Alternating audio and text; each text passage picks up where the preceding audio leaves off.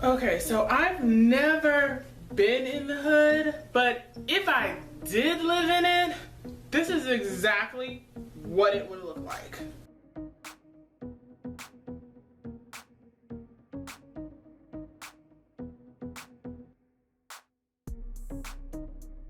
I don't know what I was thinking when I pulled this off the shelf. Well, I bought it for my Nook, but you know, still the same thing. I saw Divas and thought, why not? I have this thing where I don't even look at the back of the book for the summary. If you can pull me in with the cover and the title, I'm gonna read it. And with this particular book, I was everywhere and nowhere. And I'm really glad that I did not live on the streets of this book. The book of the week is Hustlin Divas, and it is by Denisha Diamond. And this book took us into the world of street politics and how it is ran in 3 different sets of gang. Now, the book was so good, she turned this into a series, and I just sit and wait for the next one to come out, and you know, I want to see what's going to happen. I mean, I'm so into this series that, you know, I don't know what I'm going to do when Denisha stops writing this. If she stops writing this. Please, please don't stop writing this. There are so many people in this book that it's hard to define them all. Like, I'm not even gonna try. But I will tell you that all the characters in this book had a big role in a small way. Like, you see them later on in the series. Like, you see what happens to each character. But we all know it's about those main characters.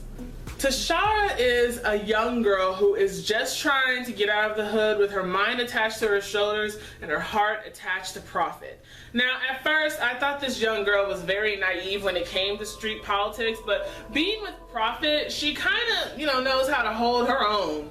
Profit is not in a gang, but he doesn't want to be at first, but realizes it's kind of the only way. Of course, he's all about Tashara and wanting to take care of her, but he knows where his loyalties lies. Lachelle. Lachelle is the complete opposite of her sister and the head of the female set, the Queen G's. And I'm just gonna say it, this girl is crazy. Like, I would not want to meet her in the street.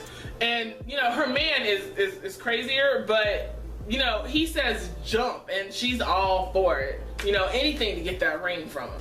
Python is the king of the black gangster disciples, and he is 10,000 times worse than his girlfriend Lachelle. I mean, that's all I gotta say, because throughout the entire story, I mean, the entire series, I kind of felt like there really was like no growth from him. He was really the type of person that led with his heart. Fat Ace is the leader of the Vice Lords, and he really does have a good head on his shoulders and really thinks of what is best for his set or his gang. And he really is a commanding presence throughout the book. You know, Mama Peaches is to me really the glue that kept Python together, and I think for the whole gang too. She is like a whole lot of woman with a past of her own. Melanie is a woman that I couldn't stand because she was leading a double life, like a very dangerous double life, and thinks that everything is okay. She's a cop, by the way. The small characters in this book do have a significant part in the story in the next book. You find out what happened to them and how big their role is in each set. Before I start this book, I just want to let you know that it does have a lot of flashbacks, but that's a good thing, because once you understand each character's past, this book starts making a whole lot of sense. There's so much going on in this book that I don't think I could tell you everything, but here were some of the plots that really kept the ball rolling.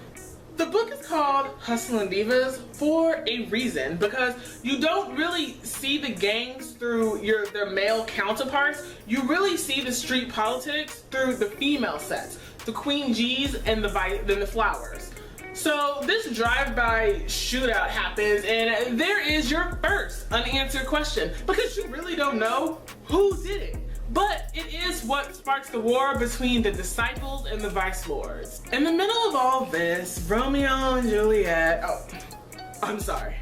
Tashara and Prophet are madly in love with each other and really ignoring all the rules of the street game because it really doesn't matter to them. I mean, in actuality, they were related to the street gangs by blood. But I think it should have started mattering to them when Prophet decided to join the Vice Lords.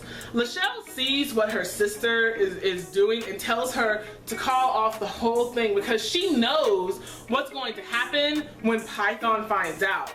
And Tashara really ain't hearing her. But Python ends up snapping his fingers and Tashara is thrown into a world of street politics. And I was in tears, in all honesty. Not because of how it was going to affect Prophet and Tashara. I was in tears knowing that Lachelle went from being a big sister to her executioner. This book has so much depth and just as many characters that I really couldn't get to all of them. But I guarantee you that this will be one of the books that you stop and say, did she really take it this far? And I would say yes. Yes, she did. And I think she had to for the story to have a really big impact and to really continue on this series. Once you get done with this book, go out and get the rest of them because the story does not stop there. There's still a war going on and it's about to get out of hand. I think this particular book showed you who these people are and what role they play within the gang. So all these characters have so much more to give and more important characters that are going to be brought to light. So go cop this book. It's called Hustlin' Divas.